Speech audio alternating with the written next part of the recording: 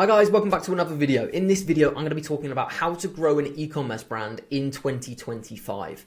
So, I get loads of messages, guys, about how to grow an e-commerce brand from people that have either drop shipping stores or they've got a really bad product from AliExpress and they're trying to sell it because they're starting an e-commerce company. And in the agency, day to day, obviously we have multiple clients that are earning 6, 7, even 8 figures a year from their e-commerce brands. You know, massive companies that sell in Harrods, that sell in Tesco, Sainsbury's, which is like the Walmart of and the Target of the UK. So massive brands that sell in these big stores, and they come to our agency to be like, right, Tom and Harry, I need you and your team to grow it. We've worked with different agencies that have spent thousands of pounds of our money. We've spent, money with e-commerce agencies, creative agencies, and none of them can deliver, a consistent and profitable stream of new purchases every single month, really predictable and scalable.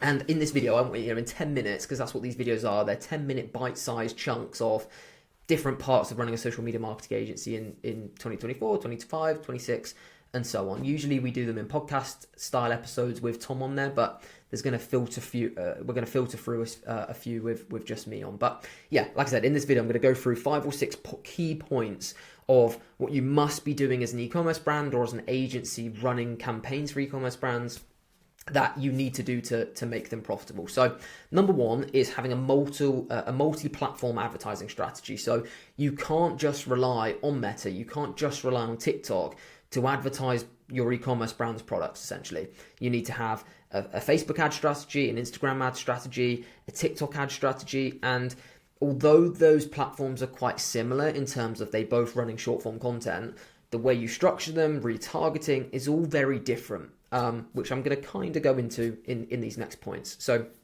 number 2 is you need to be running, now when you run an e-commerce brand's marketing campaigns, they're very different to a local lead generation, which is where people get confused. So when people start a social media marketing agency or they start running ad campaigns, they treat an e-commerce brand's campaigns the same as they would treat a local lead generation business campaigns, where you can just rely on one type of content, get it up, and you bring in loads of leads that then generate sales.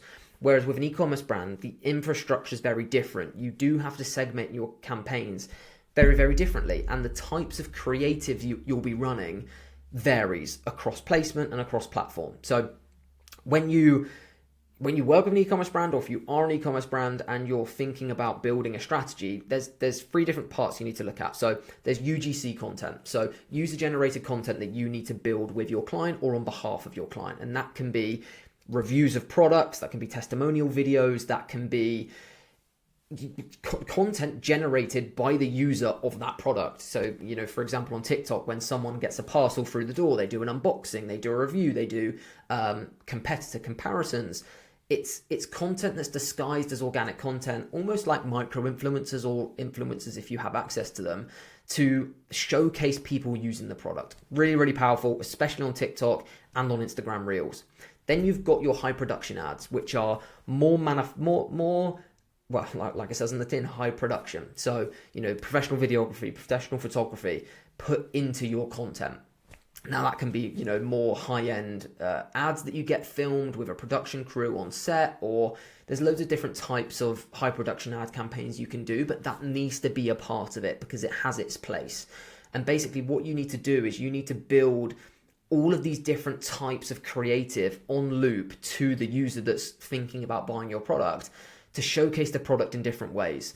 And then you also need static images. So you need to have a static image strategy of whether that's just retargeting, whether that's comparison with your competitors. When you have a split screen, you have your product here, the benefits, your competitor's product here, and almost their downfalls. So you're comparing it to competitors. And often those static posts are used as retargeting. And this is something that we've done really heavily in the last kind of 6 to 8 months, which is making our retargeting ads so different to our cold traffic campaigns because we want people to think that they're being retargeted, which is kind of a mindset that we've changed a little bit over the past 6 months. So you've got your multi-platform advertising strategy, all your different types of content. On top of that, you need an organic content strategy also. Now that's, you might be a creative agency, you might be an ad agency. So where that kind of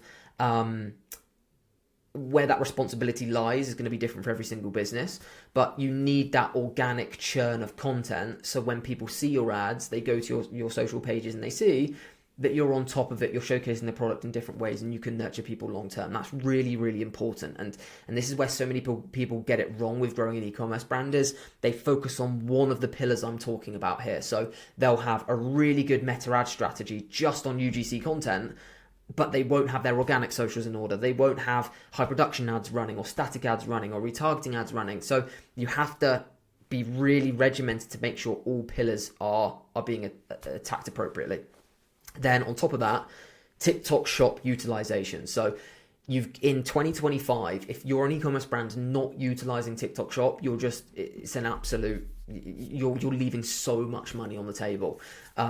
Whether that's using it for TikTok ads, whether that's using it for creators because of their commissions that they do for their creator program, to get, that virality of the product. Like companies like White's Beaconsfield do it really well, and they've got loads of content creators promoting their product.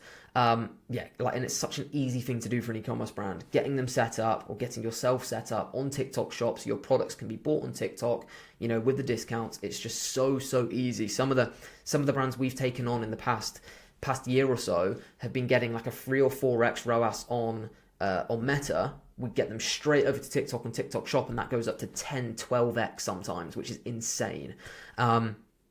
The next one is a strong email marketing plan. So not only emailing the existing list they've got consistently with really nice emails, brand emails, testimonials, before and afters, special offers, but also a campaign to grow that email list for them. So if they give you a list of 10,000 to email to, why not be growing that email list for a really low budget ad campaign, for a contest, a giveaway, whatever it is, to grow the email list long term.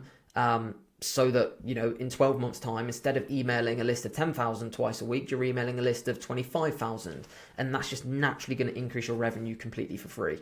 And then finally, guys, just for an e-commerce brand especially, like clear planning of the next 12 months of what special offers you're running, what campaigns you're going to run across the year, where your budget's going to be spent across the year, in summer, in winter, on Black Friday, in Q4.